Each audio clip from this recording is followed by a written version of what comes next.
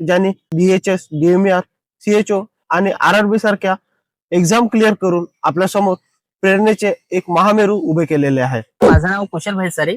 मम्मीची तब्येत खराब झाली, मग म्हणजे आमचं सांभाळ करणारं कोणीच नव्हते, त्यामुळे इन्कम सोर्स नव्हतं. पप्पा शेतकरी होते आणि शेतमजुरी सुद्धा करायची. अडचणी व्हायची शिक्षणाच्या बाबतीत. हो, जवळपास मी पहिल्या दुसऱ्या वर्गापासूनच शेतात जायचो. तुम्ही JNM ला ऍडमिशन करायला गेले आणि गेलो तिथं होतो. तुम्हाला गाईड करण्यात आलं. हा. तुम्ही BSc नर्सिंग कडे जावं. तेच म्हणतात ना, एक जिद्द असली तर आपण ही गोष्टी करू शकतो. त्याच्या आधी मला COची प्रिपरेशन करायची होती, बरोबर तर माझ्या गावाला नेटवर्क नव्हतं. तिला एक बांबू घेतलं हा. आणि तो बांबू एक जिओचा वायफाय येतो, जिओचं वायफाय. हा. हा, बरोबर ते एक पिशवीमध्ये बांधायचो आणि ते बांबूला लटकवायचो. हा. मग त्याच्यातून नेटवर्क यायचं आणि ते वायफाय कनेक्ट करून मग मी काय म्हणते CHOचा अभ्यास केला. नमस्कार, मी तुमचा मित्र शुभम मानकर आणि तुम्ही पाहता विथ मेडिकल.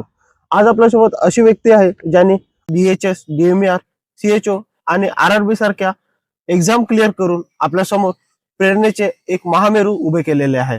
ज्यांनी गरिबीच्या अंधारातून बाहेर पडून आपल्या मेहनती आणि जिद्दीच्या जोरावर नर्सिंग सुपरिटेंडंट सारख्या पोस्टवर आज आपले वर्चस्व घेतले आहे. तर आपण भेटूया कुशल सोबत. तर कुशल, आपले स्वागत आहे. धन्यवाद शुभम सर. कुशल, आपले सुरुवातीचे जीवन कसे राहिले, जसे की प्राथमिक शिक्षण, 10वी पर्यंत शिक्षण आणि घरची परिस्थिती? धन्यवाद शुभम सर, तुम्ही मला म्हणजे आमंत्रित केला आणि त्याबद्दल खूप खूप आभार तुमचे. मित्रांनो, माझं नाव कुशल भाईसारे. मी प्रॉपर गडचिरोली डिस्ट्रिक्ट मधील कोरची तालुक्यातील एक छोट्याशा गावात म्हणजे बोटेकशाचा रहिवासी आहे. तर माझं सुरुवातीचं शिक्षण माझ्या गावाला झालं. पहिला वर्ग जिल्हा परिषद मधूनच शिकलो मी. तर पहिला दुसरा वर्ग जिल्हा परिषद मधून शिकलो. त्याच्यानंतर म्हणजे माझ्या मम्मीची तब्येत खराब झाली. तर म्हणजे माझ्या घरी म्हणजे वडील, मम्मी, भाऊ आणि मी. भाऊ छोटं होतं आणि मम्मीची तब्येत खराब झाली. मग म्हणजे आमचं सांभाळ करणारं कोणीच नव्हते, तर त्या कारणामुळे मग मामाने किंवा आजोबांनी आपल्याकडे नेलं मला आणि पुढचं शिक्षण माझं मामाकडे झालं. आणि त्याच्यानंतर मला म्हणजे शाळेची आवड नव्हती. एक शाळा म्हणजे एक प्रकारची पनिशमेंट वाटायची. तर त्याच्यामुळे मी म्हणजे मधातल्या सुट्टीत म्हणा किंवा शाळेत जातो असं घरी सांगून पडून जायचो. तर त्याचे म्हणजे चिन्ह अजून पण आहेत, की म्हणजे मला ट्रॅक्टरही लागलं किंवा पळत जात असताना मी गाडीला जाऊन आपटलो. तर अशा गोष्टी घडल्या. मग त्याच्यानंतर 5व्या वर्गापासून मग मला शाळेची एक वेगळी आवड निर्माण झाली. त्याच्या मागचं कारण म्हणजे माझी मामा होते आणि घरचे आई वडील. तर मग कंटिन्यू शाळा सुरू केली आणि जिल्हा परिषदला खूप छान शिक्षण होतं त्यावेळेला. तर मग तिथपासून माझ्या शाळेची जर्नी चालू झाली. मग पुढचं शिक्षण 7वी पर्यंत जिल्हा परिषद म्हणून घेतलं. तर मग नंतर जिल्हा परिषद म्हणजे सरकारी शाळेतून. मग पुढचं शिक्षण साठी आम्ही प्रयत्न केला की जवाहर नवोदय विद्यालयाला 8वी नंतर एक्झाम होतो, तर त्याच्यासाठी प्रयत्न करायचा म्हणून गावीच 8वीला हायस्कूलला ऍडमिशन घेतली. पण त्याच्यासाठी तयारी पण केली, पण तेव्हा आयडिया नव्हती का अभ्यास कसं करायचं आणि कशा पद्धतीने परीक्षा होते. तर ती स्टार्ट केली. मग मला म्हणजे झालं नाही तिथं सिलेक्शन. तर मग 8वी झालेलीच होती आणि मराठी मीडियम होतं. तर मग पुढचं मला घरच्यांना वाटलं की हे म्हणजे इझी जाणार नाही. तर तेव्हा सुद्धा 10वी पर्यंत शिक्षण मराठी मीडियम मधूनच झालं. बरोबर. आणि आर्थिक परिस्थिती म्हणजे तीच, मम्मीची तब्येत खराब होती त्यामुळे इन्कम सोर्स नव्हतं. पप्पा शेतीच करू शकत होते. तर शेतकरी होते. पप्पा शेतकरी होते आणि शेतमजुरी सुद्धा करायचे. तर इन्कम पप्पा मम्मीकडे लक्ष देत होते, त्याच्यामुळे हे इन्कम सोर्सच नव्हतं. बरोबर आहे. मग म्हणजे माझं तरी शिक्षण मामाकडे झालं, की त्यांच्याकडूनच म्हणजे त्यांच्याकडे राहायचो आणि तिथून मग माझी शाळा कंप्लीट केली. बरोबर आहे. आणि आई वडील शिकलेले होते का? हो, पप्पा म्हणजे काय म्हणते MA झालेले आहेत. बरोबर. आणि मम्मी 7वी पास. मग तुमच्या मनात जे शिक्षणाची ज्योत लावलेली आहे ते आई वडिलांनीच लावली का? हो, नक्कीच. कारण की वडीलचं म्हणजे पोस्ट ग्रॅज्युएशन झालेलं आणि वडिलांकडे नोकरी नव्हती. ह्या गोष्टीची त्यांची व्यक्ती कारण असतील की म्हणजे काय झालं नाही. तर ते आधी अनट्रेन टीचर होती आणि मग त्यांच्या बरोबरचे काही लोक परमनंट झाले.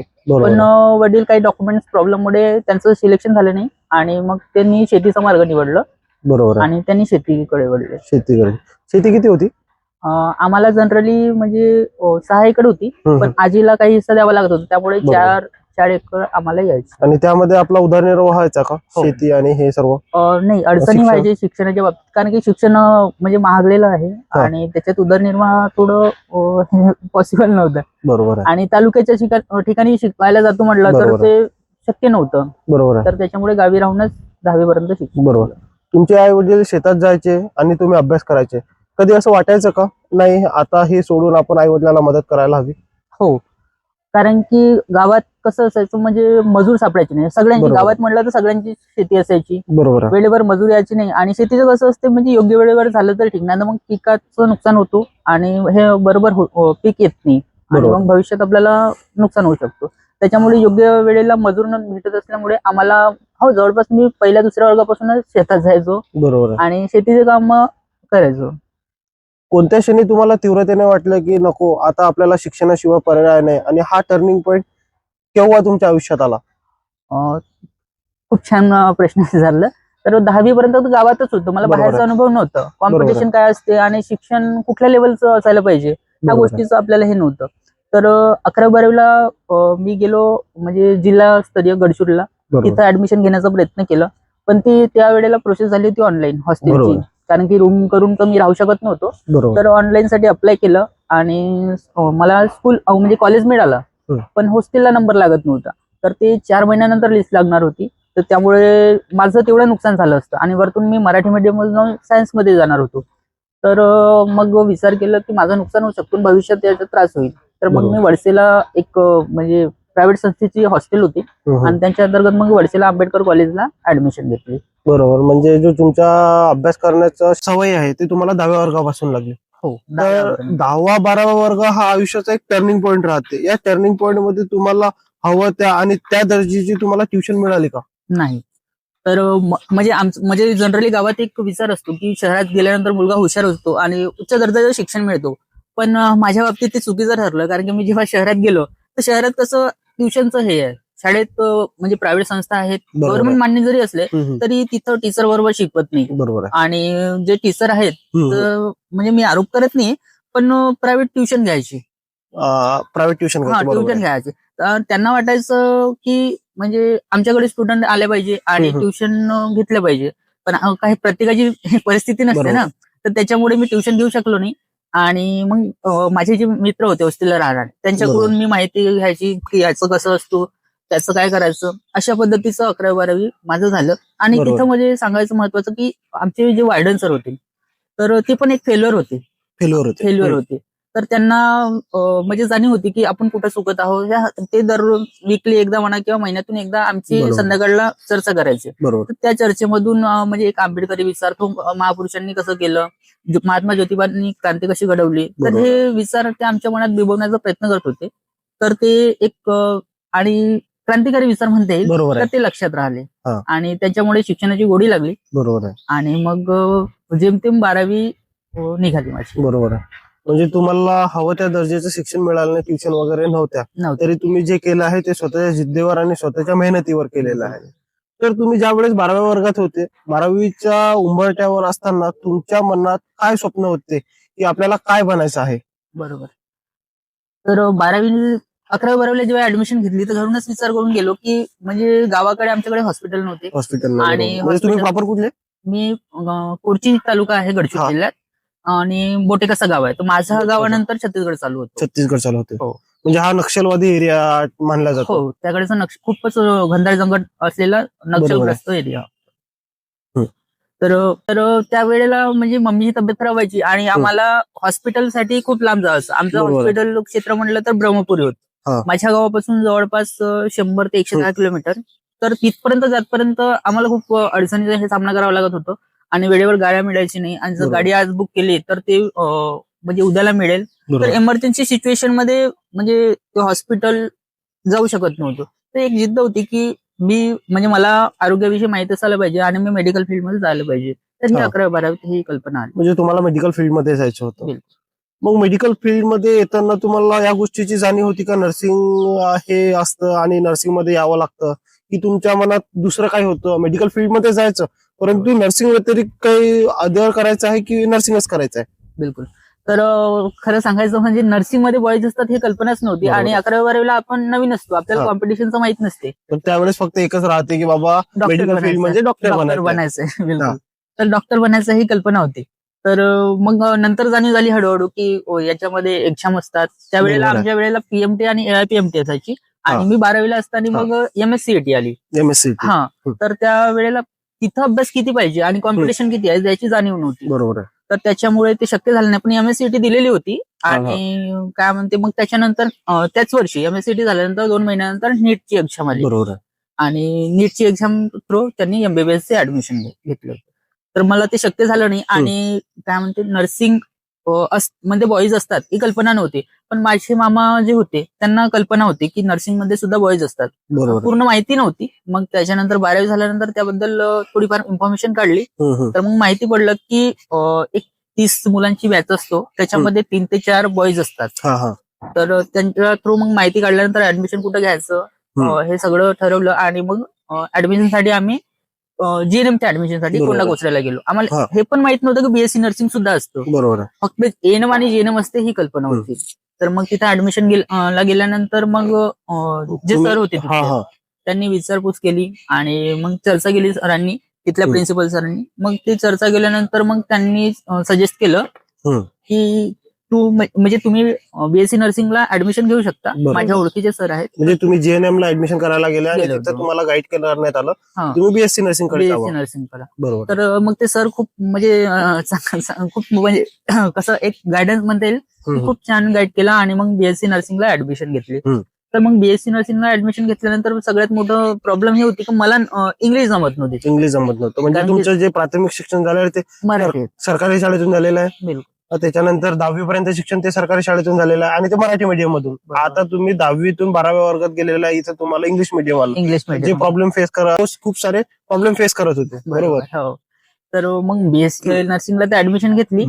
पण तेच म्हणतात ना, एक जिद्द असली तर आपण गोष्टी करू शकतो. तर BSc नर्सिंगला ऍडमिशन घेतल्यानंतर मग त्याचं सिलेबस वगैरे बघितलं आणि मग ऍडमिशन स्टार्ट झाल्यानंतर आम्हाला म्हणजे आमचं कॉलेज चालू झालं ऑक्टोबर-नोव्हेंबरला. बरोबर. आणि लगेच 6 महिन्यानंतर म्हणजे फर्स्ट इयरची एक्झाम होणार होती. तर मग ते एक प्रॉब्लेमॅटिक होतं, एक खूप मोठा चॅलेंज होता माझ्यासाठी. कारण की जे शिकवायचे ते सुरुवातीला ते 1-2 महिना समजलंच नाही. बरोबर आहे. पण फर्स्ट इयरला आमचा जो टीचिंग स्टाफ होता तो खरंच खूप छान होतं. ते काय करायचे, वीकली एक्झाम घ्यायचे. ते वीकली एक्झाम घेतल्यानंतर ते त्यांचं एक कट ऑफ मार्क होतं. त्या मार्कपर्यंत आपण जर पोहोचलो नाही तर याचा अर्थ की आपल्याला प्रिपरेशनची गरज आहे. त्यामुळे ते असाइनमेंट घ्यायचे. असाइनमेंट सुरुवातीला खूप मोठी पनिशमेंट वाटायची, कारण की म्हणजे तो पेपर आम्हाला 15-20 वेळा किंवा 50 वेळा असं लिहून न्यावं लागत. बरोबर आहे. तर मग ते लिहिता लिहिता मग हळूहळू सवय झाली. ते म्हणतात ना, प्रयत्नार्थी परमेश्वर. बरोबर. तर तशाच पद्धतीने मग हळूहळू सवय झाली आणि मग मी प्रिपेअर झालो. तर मी खूप धन्यवाद म्हणेन तुमच्या चॅनलच्या माध्यमातून किंवा मला प्लॅटफॉर्म त्यांना धन्यवाद म्हणायचं मिळालं. आणि आमचे प्रिन्सिपल सर असं होतं की तुम्ही काय शिकवतात, टीचिंग स्टाफला सरळ सांगतो, तुम्ही काय शिकवतात ते महत्वाचं नाही, पोरं काय शिकतात ते शिकायला पाहिजे. बरोबर. तुम्ही कुठला प्लॅटफॉर्म युज करता, कशा पद्धतीने शिकवता ते महत्वाचं नाही, पोरं शिकायला पाहिजे, हा त्यांचा एक उद्देश होता. त्याच्यामुळे आमचे प्रिन्सिपल सर म्हणजे संतोष शिंदे सर होते. बरोबर. त्यांना सुद्धा खूप खूप धन्यवाद सर. म्हणजे सरांच्या मार्गदर्शनात आमचा फर्स्ट इयर. बरोबर आहे. कुठल्या भाषेत बोलता आहे आणि काय शिकवता त्यापेक्षा महत्वाचं की मुलांपर्यंत काय नॉलेज पोहोचतं आहे यावर त्या इन्स्टिट्यूटने किंवा त्या कॉलेजने भर दिलेला आहे. बरोबर आहे. बरोबर. आणि जसं तुमचं ग्रॅज्युएशन कम्प्लीट झालं, ग्रॅज्युएशन कम्प्लीट झाल्यानंतर तुम्ही प्रायव्हेट जॉब साठी गेले की एंट्रन्स एक्झामची किंवा गव्हर्नमेंट जॉब साठी तयारी केली? बरोबर. तर म्हणजे ग्रॅज्युएशन चालू असताना फक्त सुरुवातीला एम होतं की माझं ग्रॅज्युएशन विदाउट बॅकलॉग सरळ पद्धतीनं क्लिअर टाइम मध्ये क्लिअर व्हायला पाहिजे होतं. आणि तिथं अडचणी निर्माण झाल्या की कॉलेजची फीस भरायची, एक्झाम फीस, त्याच्यानंतर आम्हाला ट्रेनिंगसाठी नागपूरला पाठवायची, बरोबर. त्याचा खर्च, त्या सगळ्या गोष्टी म्हणजे थोड्या डिफिकल्ट होत्या. बरोबर. तर म्हणजे जॉब पाहिजे हा तर होतच डोक्यात, पण कुठली जॉब असते, कशा पद्धतीने प्रिपरेशन ह्याबद्दल माहिती नव्हती. तर मग ग्रॅज्युएशन चालू असताना मी फक्त फोकस केलं की मला कुठल्याही पद्धतीनं ग्रॅज्युएशन कम्प्लीट करायचं. बरोबर. जसं ग्रॅज्युएशन कम्प्लीट झालं तर मग त्याच्यानंतर मला सगळ्यात आधी जे अडचणी माझ्या होत्या, आर्थिक अडचणी, ते दूर करायच्या होत्या. त्याच्यामुळे मग मी सरळ मार्ग निवडलं की मला जॉब करायची आहे प्रायव्हेट जॉबला.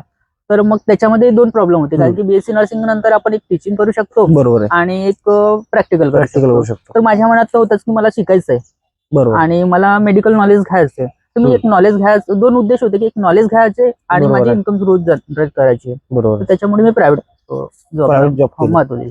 आणि प्रायव्हेट जॉब करत असताना तुम्ही स्टडी वगैरे करायचे का गव्हर्नमेंट जॉब साठी? हो, तर सुरुवातीला मी जेव्हा जॉब जॉईन केलं तेव्हा आणि जॉब जॉईन केल्यानंतर खूप चांगला प्लेस मिळाला मला, त्यातल्या आपला चान्स मिळाला. तर ती जनरल ड्युटी असायची 9 ते 5. बरोबर. तर तिथं असताना मग मित्र वगैरे जमले आणि तिथं जो स्टाफ होता तो केरला स्टाफ होता, खूप नॉलेजेबल स्टाफ होता तो. आणि त्यांना कुठलेही प्रश्न विचारा ते विथ इंग्लिश आणि प्रॉपरली म्हणजे शिकवायचे. तर मग त्यांच्याकडून मग मला तिथं माहिती पडलं की ते इथं म्हणजे केरलामधून इथं यायचे, नॉलेज घ्यायचे, मग इथून ते अब्रॉडला जायचे. म्हणजे जसं वेगवेगळे कंट्रीज आहेत, ऑस्ट्रेलिया, कॅनडा, अशा म्हणजे जिथं त्यांचे ओळखीचे आहेत आणि जिथं चांगली म्हणजे इन्कम मिळेल अशा ठिकाणी जायचे. तर ती एक कल्पना होती की आपण ही नॉलेज घेऊन जायला पाहिजे तिकडे जायला पाहिजे. हो. तर मग त्याच्यानंतर माझं एक मित्र होतं, तर त्याच्यासोबत ती जॉब करायचो आणि आमचं डिस्टन्स येण्या जाण्याचं असायचं 10 ते 12 किलोमीटर. तर त्या मित्रांनी मग म्हणजे त्याला गाईड करणारे होते, त्याची ताईच नर्सिंगला होती. तर त्यांनी ती जॉब सोडली आणि नागपूरलाच नर्सिंग क्लासेस लावले. बरोबर. तर त्यांनी मग तिकडे गेलं. मग माझं पण मन झालं की आपणही या गोष्टीकडे जायला पाहिजे. आणि पण माझी प्रॉब्लेम तीच होती की इन्कम मला स्वतःला जनरेट करायचं. बरोबर आहे. तर मग तिथली जॉब सोडली आणि मी पण ट्राय केलं एका जिद्दीने की मी करायला पाहिजे. तर मग मी नागपूरला आलो आणि सेंटर पॉइंट हॉस्पिटलला तिथं म्हणजे 8-15 दिवस जॉब केली. मग लगेच कोविड आलं आणि कोविड आल्यामुळे मग काय झालं, पूर्ण शटडाऊन झालं, लॉकडाऊन झालं.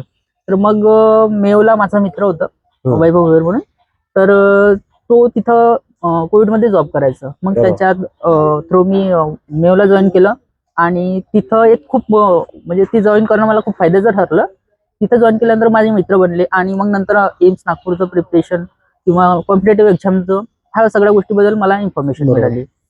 प्रायव्हेट जॉब म्हटलं तर थोडं हेक्टिकच राहते. तिथं वर्कलोड राहते, पेशंट लोड राहते आणि जे मानसिकता असते थोडी मानसिकता अभ्यासाची बनत नाही. आणि प्रायव्हेट जॉब आणि स्टडी हे तुम्ही बॅलन्स कसं केलं? मेवला असताना ती गव्हर्नमेंट जॉब होती. बरोबर आहे. आणि सगळे सुट्ट्या वगैरे आम्हाला सेम मिळायची. पण तो कोविड पिरियड होता आणि कोविडचं सगळ्यांच्या मनात भीतीच होती. मी स्वतः कोविड पॉझिटिव्ह आलेलो होतो. पण होतं की मी माझ्या नॉलेजचा वापर मी लोकांच्या सेवेसाठी करायचा आहे. बरोबर. आणि त्यासाठी म्हणजे मी म्हणजे जॉईन केलं आणि ती जेव्हा जॉईन केली ना, मी घरी पण सांगितलं नाही, कारण की मम्मी खूप घाबरायची. बरोबर. की माझा एक मुलगा समोर शिकायसाठी गेला आणि तो अजून शिकायला पाहिजे. तर मम्मीला जाणीव नव्हती, पण पप्पाला सांगितलं होतं की पप्पा मी म्हणजे करायचं कोविड जॉब करताय. हो. पप्पानी एकच सांगितलं की सांभाळून कर. त्यांनी थांबवलं नाही मला. बरोबर आहे. तर उलट त्यांनी म्हटलं थोडं सांभाळून. बरोबर आहे. या भीतीच्या माहोलमध्ये पण घरच्यांचा एवढा छान सपोर्ट मिळाला. तर मग तिथं असताना मग कोविड पॉझिटिव्ह आलो. मग पॉझिटिव्ह आल्यानंतर माझी तब्येत थोडी खालावली 2-3 दिवस. बरोबर. मग लगेच मी ट्रीटमेंट घेतली आणि मग पुन्हा ट्रीटमेंट घेतल्यानंतर 2-4 दिवसानंतर लगेच जॉईन केलं. बरोबर. मग त्या ड्युरेशन मध्ये मग मला जाणीव व्हायची बाकीचे जे डीएमआरचे जे परमनंट होते त्यांच्याकडून वाटायचं की आपणही असायला पाहिजे आणि त्यांच्यासारखी आपणही इथं म्हणजे कॉन्ट्रॅक्च्युअल न करता परमनंट करायला पाहिजे. तिथे तुम्हाला जाणवलं की बाबा आपल्याला पण सरकारी नोकरीमध्ये असायला हवं. तर तेव्हा मग ते जाणीव झाली आणि मग तिथपासून माझ्या म्हणजे अभ्यासाची सुरुवात केली. आणि पहिली सरकारी नोकरी तुम्ही कुठली केली? पहिली सरकारी नोकरी ती पण म्हणजे कॉन्ट्रॅक्च्युअल होती, पण तो 3 वर्षाचं बॉन्ड असायचं. ती असायची CSO, कम्युनिटी हेल्थ ऑफिसर. गडचिरोलीला सिलेक्शन झालं. सरकारी नोकरी होती परंतु कॉन्ट्रॅक्च्युअल बेसिसवर होती. बरोबर आहे. आणि काय म्हणते ती ट्रेनिंग केलंय त्याचं आणि ट्रेनिंग ड्युरेशन मध्ये ते आम्हाला खेडेगावात पाठवायची आणि अशा गावात पाठवायची की म्हणजे तिथं नेटवर्कचं इश्यू, जाण्या येण्याचं, रस्त्याचं, बरोबर आहे, ह्या सगळ्या गोष्टी म्हणजे फेस करावं लागत होती. तर मग ती पुन्हा म्हणजे एक जिद्द चढली की आजही म्हणजे 2022 किंवा 23 मध्ये हे केलं. 24 मध्ये सुद्धा एका खेडेगावात म्हणजे आरोग्य सुविधा नाहीये, त्यांची परिस्थिती खालावली तर इमर्जन्सी विभाग नाहीये. तर ती एक जिद्द होती की आयुष्यात काहीतरी करायचंय. सीएचओ प्रॅक्टिस तुमची कुठे चालू होती? गडचिरोलीला. आणि हे सर्व तुम्ही गडचिरोलीमध्ये फेस करायचे? गडचिरोलीला. नेटवर्क प्रॉब्लेम नाही, हेल्थ इश्यू, त्याच्यानंतर हेल्थ फॅसिलिटी तिथे नव्हत्या. बरोबर. ते म्हणजे आम्हाला ट्रेनिंगला पाठवायचे, PSC ला असो किंवा RS ला. बरोबर. तर त्या ठिकाणी सुद्धा म्हणजे बरोबर हेल्थ सुविधा ज्या प्रमाणात मिळाली, जसं एखाद्याला म्हणजे सिरियस कंडिशन झाली, हार्ट अटॅक आला, तर एकच CMO असायचं, एकच मेडिकल ऑफिसर. बरोबर. आणि एकच मेडिकल ऑफिसर, एकच सिस्टर. तर मग अजून भरपूर पेशंट असायचे ना. इमर्जन्सी मध्ये मग काय करणार, अशी सिच्युएशन तयार व्हायची. तर एक ती परिस्थिती बघून वाटायचं की म्हणजे आजच्या परिस्थिती म्हणजे असं का बरं आहे. तर त्याच्यामुळे पुन्हा अभ्यासाची जिद्द चढली की आपण पुन्हा अभ्यास करून काहीतरी म्हणजे समाजाला आपलं फायदा व्हायला पाहिजे असं एक उद्देश बरोबर. होता. गडचिरोली म्हटलं म्हणजे एक नक्षलवादी एरिया, जिथं तसं तुम्ही सांगितलं तसं नेटवर्क प्रॉब्लेम आहे. तर मग या परिस्थितीमध्ये तुम्ही अभ्यास कसे करायचे? कारण की सध्या कुठली पण एक्झाम द्यायची म्हटली तर सोशली अपडेट राहणं गरजेचं आहे बरोबर. आणि तुमच्याकडे नेटवर्कच नाही आणि अपडेटच मिळत नाही, तर हा जो अपडेटचा प्रश्न होता तो तुम्ही कसा सॉल्व्ह? तर म्हणजे सीएचओ जॉईन करायच्या आधी मला सीएचओची प्रिपरेशन करायची होती. बरोबर तर माझ्या गावाला नेटवर्क नव्हतं. तर हम्म. नेटवर्क नसल्यामुळे मग मला म्हणजे खूप अडचणी जायच्या, कारण बरोबर की दररोजची अपडेट साठी मला 2 किलोमीटर दुसऱ्या गावाला जायला लागत होतं. मग तिथं नेटवर्क डाउनलोड करून असं म्हणजे तुम्ही एका व्हिडिओ बघण्यासाठी किंवा नेटवर्क बघण्यासाठी गावातून 2 किलोमीटर दूर जायचे? बिलकुल बिलकुल. आणि तिथं गेल्यानंतर मग ते नेटवर्क मधून डाउनलोड करायचे. बरोबर आहे. आणि मग असं कसं आहे, म्हणजे एक एक तासाला 2-2 तासाला नवीन नवीन अपडेट येत असतात बरोबर आहे. आणि नवीन माहिती येत असते. बरोबर आहे. तर मला ते अडचण जायची. मग मी थोडं काय म्हणते एक्स्ट्रा ऑर्डिनरी डोकं म्हणता येईल. तर मी काय केलं, एक बांबू घेतलं हा, आणि तो बांबू, एक जिओचा वायफाय येतो, जिओचं वायफाय. हा. हा, बरोबर ते आहे. एक पिशवीमध्ये बांधायचो आणि ते बांबूला लटकवायचो. हा. मग त्याच्यातून नेटवर्क यायचं आणि ते वायफाय कनेक्ट करून मग मी काय म्हणते सीएचओचा अभ्यास केला. तर अशा पद्धतीने माझा तो सीएचओची कॉम्पिटेटिव्ह प्रिपरेशन म्हणजे झाली. खूपच अशी अट्रॅक्टिव्ह आणि आकर्षीय तुमची स्टोरी आहे. त्याच्या रेषेतून बाहेर पडण्यासाठी सीएचओ जॉब हे परिपूर्ण होते, बरोबर हवे तेवढे पेमेंट होते, बरोबर. परंतु हे मिळत असताना सुद्धा तुम्हाला कुठली ऊर्जा होती की तुम्हाला अभ्यासासाठी भाग पाडत होती की? बरोबर. तर सीएचओ जॉईन केलं बरोबर आणि सीएचओ मध्ये गडचिरोलीला बाकीच्या सीएचओ पेक्षा गडचिरोलीला एक इन्क्रीमेंट जास्त आहे. तर परिपूर्ण होतं आणि व्यवस्थित होतं. बरोबर आहे. पण मला सीएचओ जॉईन केल्यानंतर एका खेडेगावात राहावं लागलं असतं. खेडेगावात आणि एक लिमिटेड एरिया असतं, बरोबर. 2000 की 3000 पॉप्युलेशन असते माझ्याकडे आणि ती मला सांभाळावी लागली असती. बरोबर. बरोबर. तर मग तिथं असताना मला पुन्हा प्रिपरेशन करायचं होतं, कारण की एका लिमिटेड म्हणजे पुरतं मला अभ्यास करायचं नव्हतं. बरोबर. तर माझ्याकडून माझं जे नॉलेज आहे ते मला मल्टिपल ठिकाणी इन्व्हेस्ट बरोबर आहे. करायचं होतं. तर माझा एक उद्देश होता की आपण एखाद्या विशिष्ट ठिकाणी का बरं आपलं हे करायचं. तर त्याच्यासाठी मग आणि वरतून मी जर खेडेगावात ड्युटी केली असते तर तोच प्रॉब्लेम, मला नेटवर्कचे इश्यू, बरोबर आहे. डेलीचे अपडेट नाही, बरोबर आरोग्याविषयी परिपूर्ण माहिती नसती. तर बरोबर आहे. त्याच्यामुळे एक हे होतं की आपण एक वरिष्ठ ठिकाणी जाऊन पुन्हा आपण नॉलेज वाढवलं पाहिजे आणि बरोबर आहे. भविष्यात त्याचा फायदा आपण देऊ शकला पाहिजे. बरोबर. तर त्याच्यासाठी आम्ही सीएचओ ट्रेनिंग असताना सीएचओचं कसं असायचं, 9 ते 1 ह्या ड्युरेशन मध्ये क्लासेस असायचे बरोबर. आणि 1 ते 2 लंच टाइम. बरोबर. मग त्याच्यानंतर आम्हाला प्रॅक्टिकल ड्युटी असायची. बरोबर. तर अशा पद्धतीने 5 वाजतापर्यंत, 9 वाजतापासून 5 वाजतापर्यंत असायचं. तर मी आणि माझा एक मित्र मिळाला, सुष्मित चव्हाण म्हणून. तर त्याला जाणीव होती, त्याचे मित्र वगैरे सगळे एम्सला होते आणि चांगल्या चांगल्या सेंट्रल गव्हर्नमेंटच्या हॉस्पिटलला होते. तर त्याच्याकडून एक माहिती मिळाली आणि अभ्यास कसं करायचं, बरोबर. तर ही जाणीव त्याच्याकडून मिळवली. त्याचं बरोबर. उदाहरण म्हणजे कसं की आम्ही सकाळी उठायचो, बरोबर आहे. सकाळी 5ला उठायचो, सकाळी 5ला होते. 6 ते 9 लायब्ररी आणि 9 ते 1 काय म्हणते आम्ही सीएचओ क्लासेस करायचो. बरोबर. मग त्याच्यानंतर प्रॅक्टिकल, मग लगेच 5 वाजले की रूमला गेलं, मग 6 ते पुन्हा 11-12 वाजेपर्यंत लायब्ररीला. तर बरोबर. अशा पद्धतीने रुटीन थ्रू आम्ही म्हणजे भविष्याच्या प्रिपरेशनसाठी हे झालो. बरोबर. आणि आमचं मेन टार्गेट एकच होतं की आम्हाला म्हणजे तेव्हा डीएमआर किंवा डीएचएस ची एक्झाम येईल त्याची जाणीव नव्हती आणि बरोबर. एम्स म्हणजे वर्षाला एकदा यायची. बरोबर. तर त्याच्यामुळे एम्स हा आमच्या समोर ड्रीम होता आणि ते आम्हाला प्रिपरेशन बरोबर. तिथून स्टार्ट झालं. जवळजवळ तुम्ही प्रायव्हेट सेक्टर मध्ये पण काम केलेलं आहे आणि गव्हर्नमेंट सेक्टर मध्ये पण काम केलेलं आहे. बरोबर. तर तुम्ही आम्हाला सांगू शकाल का गव्हर्नमेंट सेक्टर आणि प्रायव्हेट सेक्टर मधला थोडासा डिफरन्स? सगळ्यात मोठं डिफरन्स म्हणजे गव्हर्नमेंट आणि प्रायव्हेट सेक्टरला जॉब सिक्युरिटी. Job security. कारण की आपण एक म्हणजे शासकीय नियमानुसार एक्झाम देऊन, इंटरव्ह्यू देऊन म्हणता येईल की त्या पद्धतीने प्रॉपर डॉक्युमेंटेशन करून बरोबर आपण गव्हर्नमेंट जॉब जॉईन करतो. आणि प्रायव्हेट जॉबला तसं नसतं. प्रायव्हेट जॉबला इंटरव्ह्यू घेतात, म्हणजे तिथं पण प्रोसेस असते की आधी इंटरव्ह्यू घेतात मग सिलेक्शन देतात, पण तीच एक जॉब सिक्युरिटी नसते. तुम्हाला म्हणजे त्यांना गरज नसली तर तुम्हाला ते कधी पण काढू शकतात आणि त्यांना गरज असली तर ते हे करतात. आणि दुसरा महत्वाचा डिफरन्स म्हणजे पेमेंटचा असतो. ते म्हणजे कामं खूप करून घेतात म्हणजे प्रायव्हेटला आणि पेमेंट खूप कमी असतो. जे पाहिजे आहे आपल्या म्हणजे कामानुसार त्या पद्धतीनं त्यांचं पेमेंट नसतो. तर तो सुद्धा एक मोठा डिफरन्स आहे. आणि त्याच्याबरोबर रिस्पेक्ट, जसं प्रत्येक प्रोफेशनला एक सेल्फ रिस्पेक्ट असतो आणि प्रत्येक प्रोफेशनची एक हिस्ट्री असते, त्याच पद्धतीनं मी जेव्हा प्रायव्हेट सेक्टरला गेलो तर एक रिस्पेक्टची खूप कमतरता जाणवली मला की नर्सिंग एक प्रोफेशनला खूप कमी दर्जाचं मानतात प्रायव्हेट सेक्टरला. तर त्याचं कारण म्हणजे मी म्हणेन की कदाचित आता जसं मला विचारलं बरोबर की दुसऱ्या प्रोफेशन बद्दल मला बरोबर. जाणीव नाहीये ना त्याबद्दल, बरोबर आहे, तर मी त्याच्याबद्दल काहीतरी सांगणार आहे. बरोबर आहे. मी असंच पाऱ्यावर घेईल. तर त्याच बरोबर. पद्धतीने लोकांना किंवा बाकीच्या फील्डच्या ह्याला जाणीव नसेल की नर्सिंग प्रोफेशन काय आहे, त्याची बरोबर आहे. सुरुवात कशी झाली, बरोबर त्याचा आहे, इतिहास काय आहे. बरोबर आहे, तर त्याच्यामुळे सुद्धा एक बरोबर आहे. प्रोफेशनला खूप कमी दर्जाचा मानला जाते. तर ही बरोबर. एक खंत होती खंत आहे, बरोबर आहे, जे की नाही आहे आजच्या काळात. आजच्या काळात. बरोबर आहे. आणि त्याच्यात म्हणजे मेल नर्सला सुद्धा अजून एक हिनवला जातो की तू मुलगा असून पण नर्सिंग करतो का, आणि नर्सिंग मध्ये मुलगा आहे, म्हणजे हसायचे गावाकडे लोक. हसायचे गावाकडे. की नर्स म्हटलं म्हणजे एक अशी फिमेल डोळ्यासमोर यायची. तर बरोबर आहे. मी मुलगा असून नर्सिंग केलं हा. तर ते एक प्रकारचं हिनवल्यासारखं हा. म्हणजे हे करायचं. पण मी कधी मनाला लावून नाही घेतलं, कारण की मला त्या गोष्टीचा अनुभव होता. बरोबर आहे. नर्सिंगचा इतिहास काय आहे, ती कशी तयार झाली बरोबर. आणि त्याच्यात काय काय करावं लागतं आपल्याला. तर बरोबर. एक मला उलट हिनवण्यापेक्षा मला एक जिद्द होती की मी एक चांगल्या फील्डमध्ये आहो आणि बरोबर मी आहे. लोकांना चांगली सेवा देऊ शकतो. आणि तुम्ही आज नर्सिंग सुपरिटेंडंट म्हणून लागलेले आहात. त्याआधी DMR मध्ये एक नर्सिंग स्टाफ म्हणून लागलेले होते.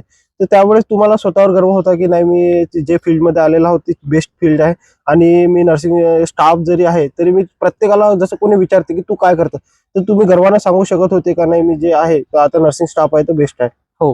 नक्कीच. कारण की म्हणजे सुरुवातीला तर जेव्हा नर्सिंगला ऍडमिशन घेतला बरोबर. तर याची जाणीव नव्हती. पण जेव्हा मग मला शिक्षण मिळालं आणि मग म्हणजे त्याबद्दल हिस्ट्री घडली आणि त्याच्यामध्ये आपल्याला जो पेशंट केअर द्यावा लागतो आणि ज्या पद्धतीने आपण सायकोलॉजी केअर किंवा इमोशनल केअर देऊन, म्हणजे मेडिकल ट्रीटमेंट पेक्षाही आपण सायकोलॉजिकल केअर देऊन सुद्धा पेशंट आपण ठीक करू शकतो. बरोबर तर आहे. हे एक म्हणजे जे इतिहास मला माहिती कळलं आणि बरोबर. त्या गोष्टीबद्दल प्राऊड फील झालं की नाही, मी एका चांगल्या फील्डमध्ये आहो आणि मी लोकांचा म्हणजे जो आयुष्य आहे बरोबर आहे. त्याच्यात म्हणजे थोडं फार तरी एक आनंद देऊ शकत आहोत. त्या बरोबर आहे. गोष्टीचं गर्व होतं. नर्सिंग फील्डमध्ये DMR एक्झाम ही चांगली मानली जाते. तरी तुम्ही तिथं सॅटिस्फाय न राहता RRB एक्झाम दिली आणि RRB exam through nursing superintendent लागला. तर हा तुमचा योगायोग होता की पुन्हा एक केलेली मेहनत होती? तर म्हणजे DMR असताना सुद्धा खरंच खूप DMR नर्सिंग प्रोफेशन मध्ये खूप एक चांगली ड्युटी आहे आणि त्याच्यामध्ये खूप सारे बेनिफिट्स आहेत आणि एक म्हणजे आरामदायी आयुष्य आपण जगू शकतो. बरोबर. पण तेच माझा अभ्यास आधीपासून होतं आणि तो एक्सप्लोर करायचा होता मला. तर DMR जॉईन करत असताना मी सुरुवातीलाच ठरवलं होतं की मला अजून फक्त इथंच मर्यादित राहायचं नाही, तर मी एका नर्सिंग प्रोफेशन मध्ये कसं वर नेता येईल किंवा मी वरच्या पोस्टवर कसं जाता येईल त्याच्याबद्दल नेहमी विचार असायचीच. बरोबर. जेव्हा पण ड्युटीला यायचो, ड्युटीतून बाहेर यायचो, तर एकच विचार असायचा की मी याच्यापेक्षा पलीकडे अजून मोठ्या पोस्टवर कसं जाईल किंवा बरोबर. नर्सिंगचं जो एक्सप्लोरेशन व्हायला पाहिजे, जे लोकांच्या मनात विचार आहेत नर्सिंग बद्दल, बरोबर. तर ते विचार कसं पलटवता येईल त्याच्यासाठी आपण एकाच स्टाफ नर्स ह्या पोस्टवर राहूनच नाही करू शकत ना. तर मला असं वाटायचं की मी एक मोठ्या पोस्टवर गेलो तर एक समोरच्या मनात एक आदर्श निर्माण होईल आणि बरोबर आहे. लोकांचं म्हणजे कल वाढवण्याचा मी प्रयत्न करेन की एक बरोबर. नर्सिंग प्रोफेशनला एक प्रोफेशनल दर्जाचा म्हणजे आहे बरोबर. आणि त्याच्यात म्हणजे जो एक नॉलेज आहे ते कसं एक्सपार्ट होईल त्या बरोबर. गोष्टीचं हे होतं. तर त्याच्यामुळे मी पुन्हा अभ्यास चालूच ठेवलं बरोबर. आणि पुन्हा भविष्यात हेच विचार म्हणजे ठरवलंय की मी वरच्या पोस्टवर कसं जाईन आणि जो वरची पोस्ट आहे ती अचीव करून समोरच्या मनात एक प्रोफेशनल दर्जा निर्माण करेल. बरोबर. हा एक उद्देश आहे. तुम्ही एक शेतकऱ्याचे मुलगा, बरोबर. तिथून आले, तिथून तुम्ही प्रायव्हेट जॉब केला, प्रायव्हेट जॉब मधून एक CHO केलं, CHO थ्रू तुम्ही DMR एक्झाम दिली, बरोबर. तिथं पण सॅटिस्फाय न राहता तुम्ही आज RRB मध्ये लागले बिलकुल. आणि आता RRB पेक्षा पण तुम्हाला खूप मोठं काही करायचं आहे की इथं तुम्ही सॅटिस्फाय झाले. तुमच्या आयुष्याचं सॅटिस्फॅक्शन कुठे होणार? बरोबर. खूप छान क्वेश्चन केले. तर याचं सांगतो. मी जेव्हा म्हणजे भरपूर लोकांना, जसं आपण गडचिरोलीला नर्सिंग कॉलेजेस आहेत, भंडाऱ्याला आहेत किंवा आपल्या नागपूरलाही काही नर्सिंग कॉलेजेस आहेत. तर नर्सिंग म्हटलं तर जनरली विचार करतात की हॉस्पिटलमध्ये जॉब करायची. बरोबर आहे. त्याच्यानंतर सुद्धा नर्सिंगचे भरपूर म्हणजे एक म्हणता येईल ना उदाहरण की झाड असतो बरोबर. आणि झाडाला फांद्या खूप असतात बरोबर. आणि ते आपल्या वरच्या टोकापर्यंत राहायचं की एखाद्या फांदीवर थांबून राहायचं हे आपल्यावर डिपेंड असतं. बरोबर. तर सगळ्यात आधी महत्वाचं आहे की नर्सिंग प्रोफेशन मध्ये सुद्धा मल्टिपल ब्रांचेस आहेत. बरोबर. नर्सिंग प्रोफेशन खूप वास्ट आहे. हा, तर त्याच्यामध्ये सुद्धा आपण वेगवेगळ्या फील्डमध्ये जाऊ शकतो आणि वेगवेगळ्या, जसं झाडाला फांद्या फुटतात तसेच बरोबर. नर्सिंग एकदा कोर्स केलं की वेगवेगळे प्रोफेशन तयार होतात. जसं एक स्टाफ नर्स म्हणून करू शकता तुम्ही, टीचिंग मध्ये जाऊ शकता. बरोबर आहे. त्याच्यानंतर पुढचं एज्युकेशन तुम्ही MSc नर्सिंग घेऊ शकता. बरोबर आहे. नर्सिंग मध्ये तुम्ही PhD करू शकता, MPhil करू शकता. ह्या गोष्टी भरपूर लोकांना माहिती नाहीये. बरोबर आहे. आणि त्याच्यानंतर तुम्हाला अजून एक चान्स असतो की तुम्ही नर्सिंग केल्यानंतर चांगली ट्रेनिंग घेतल्यानंतर विदेशात जाऊन तुम्ही एक चांगली जॉब सेक्युअर करू शकता. त्याच्यानंतर सायंटिफिक नर्सिंग आहे, कार्डिओलॉजी नर्सिंग स्पेशालिटी कोर्स आहेत, ते करू शकता. तर हे भरपूर लोकांना माहिती नाहीये. तर ह्या गोष्टीची मला जाणीव ड्युरिंग प्रिपरेशन झालेली होती. बरोबर. आणि नॉर्सिटच्या प्रिपरेशनमुळे सुद्धा भरपूर नॉलेज वाढलेलं होतं. तर मला त्या गोष्टी तोच नॉलेज मला सगळ्यापर्यंत पोहोचवायचं होतं की नर्सिंग मध्ये अजून आहे बा. बरोबर आहे. तर त्याच्यामुळे अजून थांबलेलो नाहीये आणि भविष्यात पुन्हा अभ्यास चालूच राहील. आणि मी प्रयत्न करेन की मी एका उच्च शिक्षण घेऊन तो नर्सिंगचा जो नॉलेज आहे तो कसं मला वाढवता येईल बा. बरोबर आहे. हा एक उद्देश आहे माझा. बरोबर. गव्हर्नमेंट मेडिकल कॉलेज नागपूरमध्ये तुम्ही स्टाफ नर्स या पदावर असताना असा कुठला ट्रिगर पॉइंट होता की तुम्ही युनियन मध्ये उतरलात आणि नर्सिंगच्या प्रॉब्लेम साठी लढलात? बिलकुल बिलकुल. खूप धन्यवाद हा प्रश्न विचारल्याबद्दल. तर त्याचं मागचं कारण म्हणजे जेव्हा DMR जॉईन केलं मी ऍज अ स्टाफ नर्स म्हणून, तर तिथं जॉईन केल्यानंतर आपले भरपूर अशा मागण्या आहेत की ते अजूनही मान्य झाले नाहीत. जसं आपलं म्हणजे काही निर्णय आहे शासनाचे, समान काम समान वेतन, समान वेतन एक. दुसरं नर्सिंग भत्ता, नर्सिंग अलाउन्स, बाकीच्या अजून अलाउन्सेस आहेत की ते आपल्याला गणवेश भत्ता सेंट्रल गव्हर्नमेंटला मिळतात, आपल्याला मिळत नाही. आणि दुसरी गोष्ट म्हणजे बाकीचे जे बेनिफिट्स आहेत PGY ते बाकीच्यांना मिळतात, आपल्याला अजून मिळालं नाही. आणि त्याच्यानंतर सगळ्यात महत्वाचा मला जागवणारा एक मुद्दा होता की 80-20 म्हणजे तुमचा सर्वात मोठा ट्रिगर पॉइंट 80-20. आपण 80-20 या सेन्सिटिव्ह मुद्द्यावर बोलूया. तर 80-20 म्हणजे नेमकं काय? तर 80-20 म्हणजे नेमकं असं की जेव्हा आपण गव्हर्नमेंट जॉब निघेल तर तेव्हा ती भरती घेत असताना 80% जागा मुलींना असणार. जसे 100 जागा असले तर 80 जागा मुलींना आणि 20 जागा मुलांसाठी राखीव.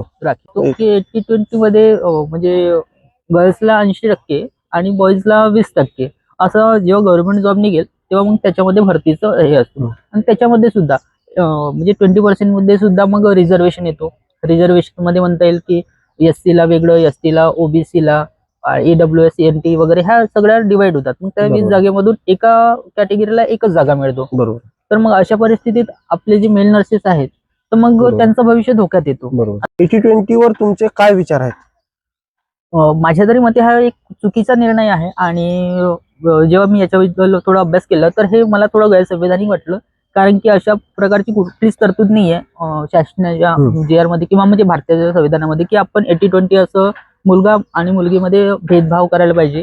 आणि तो एक डिस्क्रिमिनेशन सारखं झालंय, ते चुकीचं आहे असं मला वाटतं. जसं तुम्हाला वाटतं. नर्सिंग प्रोफेशन मध्ये female staff as comparative mail staff जे खूप जास्त कम्फर्ट देऊ शकतात किंवा चांगली सेवा देऊ शकतात, हा मोठा प्रश्न निर्माण झालेला आहे. यावर तुम्हाला काय वाटतं? याच्याबद्दल म्हणजे जनरली नर्सिंग म्हटलं तर सगळ्यांच्या डोळ्यासमोर येतो ते फिमेल, बरोबर.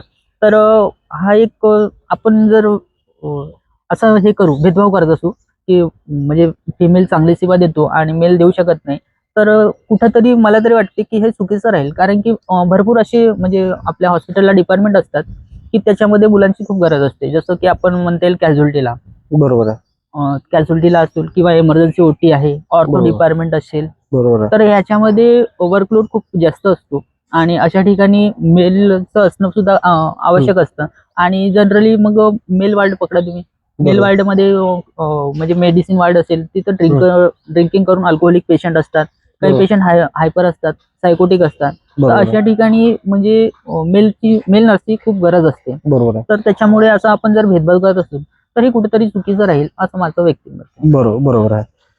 80-20 मुळे तुम्हाला किंवा तुमच्या सहकार्याला कुठं नुकसान झालेलं आहे का? हो, 80-20 मुळे माझं वैयक्तिक नुकसान झालेलं आहे. कारण की जेव्हा मी सुरुवात केली तर 80-20 होतं, पण माझं एक होतं की 80-20 म्हणजे आहे तर ही एक भीती तयार झाली होती. मग नंतर मला ती पॉझिटिव्ह मध्ये कन्वर्ट केलं आणि मग प्रिपरेशन करायचंच आहे. कारण की मी जोपर्यंत जात नाही तिथं तर तोपर्यंत मी बदल घडवू शकत नाही, बाहेर राहून आपण बदल घडवू शकत नाही ना. त्याच्यामुळे मला ते प्रिपरेशन करणं भागच होतं. आणि मग मी 80-20 असताना सुद्धा एम्सला 80-20 आहे आणि तिथून प्रिपरेशन स्टार्ट केली. आणि मला ते प्रिपरेशन करत असताना 3-4दा एक्झाम दिली. आणि त्याच्यामध्ये कसं झालं, मला जेवढी रँक असायची तेवढ्या रँक मध्ये माझ्याच कास्टच्या मुलीला म्हणजे सिलेक्शन व्हायचं बरोबर आहे. आणि मला ते सिलेक्शन मिळत नव्हतं. बरोबर तर त्याच्यामुळे म्हणजे एकदा झालं नाही तर एकदा मला 1700 रँक होती, बरोबर आहे. एकदा 2200 आणि एकदा 2700 काही समथिंग अशा रँकिंग मध्ये सुद्धा माझं सिलेक्शन झालं नाही. तर दुसरे म्हणजे गर्ल्स त्यांचं बरोबर. सिलेक्शन व्हायचं तर एक चुकीचं वाटायचं मला. बरोबर. ऍडमिशनच्या वेळेस किंवा असा कुठलाही रूल नाही ऍडमिशनच्या वेळेस की 80% मुले घ्यायचे आणि 20% मुलं घ्यायचे. बरोबर. आणि जॉबच्या वेळेस असं येते की 80% मुले घ्यायचे आणि 20% मुलं घ्यायचं. हे तुम्हाला असंवैधानिक वाटते का? बिलकुल बिलकुल. हा खरंच खूप चर्चेचा विषय आहे की जेव्हा आपण ऍडमिशन घेतो तर ऍडमिशन घेत असताना आपण तो रूल ठेवत नाही 80-20चा. आपण सगळ्यांना समान संधी देतो आणि समान संधी पद्धतीने आपण त्यांना ग्रॅज्युएशन कम्प्लीट करायला लावतो, त्यांना शिक्षण देतो. पण जेव्हा गव्हर्नमेंट जॉबचा विषय येतो तेव्हा तुम्ही म्हणजे 80-20चा हे ठेवतात. तर हा एक प्रकारचा अन्याय झाला ना आणि ते गैरसंविधानिक झालं. कारण की तुम्ही स्टार्टिंगला संधी देत आहात आणि मग नंतर जॉबला नाही तर मग एक बरोबर. बेरोजगारी तयार होईल ना. आधीच म्हणजे आपल्याकडे खूप बेरोजगारी आहे आणि मिळत नाही तर एक त्यांचं आयुष्य उद्ध्वस्त करण्यासारखं झालं. तर त्याच्यामुळे 80-20 हा गैरसंविधानिकच आहे असं माझं बरोबर. व्यक्तिमत आहे. तुमच्या अनुभवाच्या आरशातून आजच्या काळामध्ये नर्सिंग क्षेत्रामध्ये कुठले चेंजेस व्हायला तुम्ही अपेक्षित करता? सगळ्यात सुरुवातीला जसं म्हणजे मी उदाहरण देईल की जसं बाकीचे प्रोफेशन घेतलं आपण, टीचिंग बरोबर. प्रोफेशन घेतलं किंवा पोलीस प्रशासन घेतलं, लॉयर घेतलं. तर बरोबर. याच्यामध्ये कसं असतो एक स्टेप वाईज पोस्ट असतात. बरोबर आहे. सुरुवातीला स्टाफ नर्स बरोबर आहे. म्हणजे सुरुवातीला एक शिपाई असतो, बरोबर. शिपाईच्या नंतर हवालदार, पोलीस शासनाचे घातलं तर हा. मग सब इन्स्पेक्टर असे स्टेप वाईज असतात. बरोबर म्हणजे आहे. वरचा व्यक्ती त्यांना गाईड करत असतो बरोबर. आणि खालचे व्यक्ती म्हणजे त्यांचेच लोक त्यांना सांभाळत असतात. बरोबर आहे. आणि जसं आपल्या फील्डमध्ये तिन्ही या, जसं आपण स्टाफ नर्स झालं, इन्चार्ज झालं, मग त्याच्यानंतर एनएस डीएनएस मेट्रन, मग त्याच्यानंतर आपलं बंधन कटून जातो. बरोबर. म्हणजे आपण ज्या पोस्ट आहेत त्या लिमिटेड झालेल्या हा, आहेत ते लिमिटेड एखाद्या लिमिट प्रॅक्टिस एरियामध्ये. बरोबर. तर कारण की जर बघा आता मी नर्सिंग प्रोफेशनचा आहे आणि बरोबर. मी माझी मागणी मान्य करायला ज्या अधिकाऱ्याकडे जातो तो बरोबर. नर्सिंग प्रोफेशनचा नाहीये. बरोबर बरोबर. आहे. तो एक प्रशासकीय सेवेतून आलेला असेल बरोबर आहे. किंवा एखादा डॉक्टर असेल. बरोबर आहे. तर माझ्या प्रोफेशन मध्ये कुठली कमतरता आहे किंवा काय अडचणी आहेत तो अदर फील्डचा व्यक्ती समजू शकणार नाही ना. बरोबर तर मला तरी वाटते की आपला जो प्रोफेशनल हे आहे, जो आपल्याला उत्तर देणार म्हणजे ज्यांच्याकडून आपण जबाबदार आहोत की बरोबर आहे. आपण भविष्यात आपल्याकडून काही चूक झाली, जे हेड बॉडी आहे, हा हेड बॉडी आहे, हेड बॉडी तिथं आपलं हेड ऑफ डिपार्टमेंट आपला नर्सिंग प्रोफेशनचा व्यक्ती असायला पाहिजे, बरोबर आहे. जेणेकरून आपले समस्या आपण त्यांना सांगू शकू आणि ते आपली समस्या समजून घेतील आणि बरोबर. शासनापर्यंत त्या गोष्टी पोहोचवून ते आपल्याला डायरेक्ट कॉन्टॅक्टनी बरोबर बरोबर आहे. मिळतील.